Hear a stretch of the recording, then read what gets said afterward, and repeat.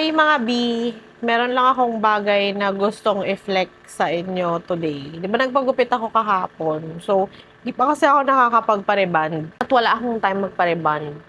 Pero dahil nagpagupit nga ako, nagfa-fly away yung buhok ko pagkatapos kong maligo. Kasi nga hindi naman ako straight talaga naturally yung hair. Yung hair ko kasi is wavy siya. So, naganap ako ngayon online kung ano yung pwedeng mabilis na way for me na ayusin ko yung buhok ko. Kasi nga, kahit maikli siya, mahirap ayusin yung buhok ko gawa nga ng wavy yung hair ko. So, hindi siya kaya ng blower lang. Kumbaga, tas ako pa yung taong sobrang laging nagmamadali, ang dami kong ginagawa, ganyan. So, naganap ako ngayon online at nakita ko tong Hodek na suklay na to. Na umiinit siya, para siyang iron comb, kung tawagin.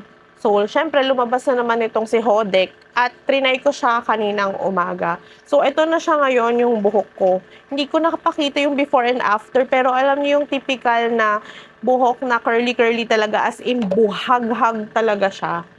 So, ang ginawa ko muna is blow dry ko muna yung buhok ko, tapos trinay ko na siya.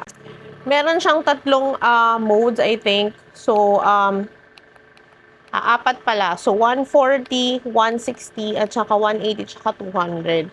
Tapos, mapapansin mo na yung temperature niya is unti-unti siyang umaangat dun sa pinili mong temperature.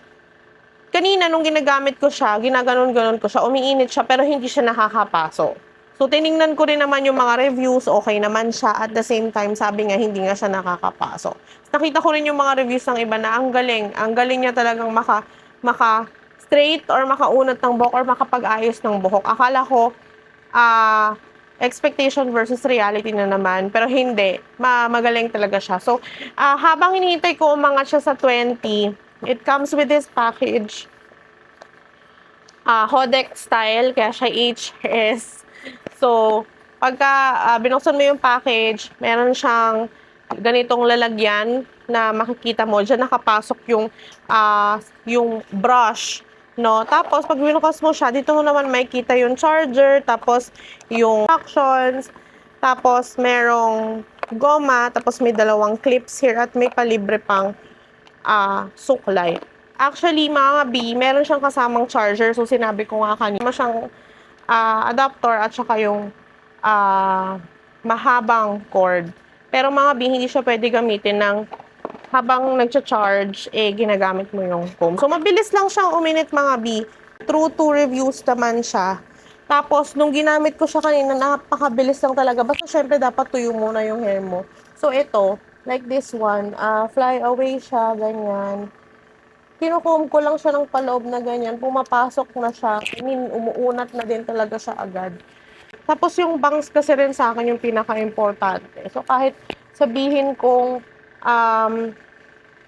pag ganon ko siya gawin, yan, okay din naman siya. Sobrang sumusunod agad siya, mga week.